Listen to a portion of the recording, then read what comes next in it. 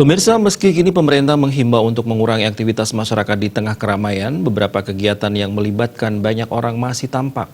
Salah satunya adalah aktivitas masyarakat dalam memenuhi kebutuhan pokok. Berikut informasinya. Pemirsa, berdasarkan pantauan Bali TV, kegiatan di pasar tradisional yakni Pasar Sanglah masih terpantau ramai. Aktivitas masih berjalan seperti biasanya. Banyak pedagang yang terpantau berjualan, begitu halnya dengan pembeli yang ramai berdatangan. Hal tersebut dilakukan oleh masyarakat guna memenuhi berbagai kebutuhan pokok.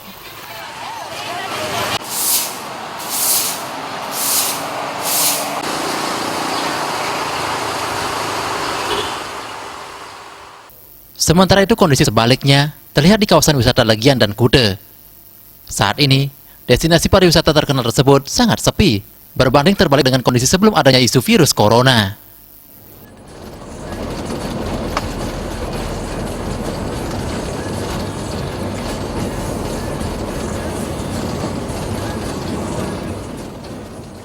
Jaya Kusuma, Bali TV.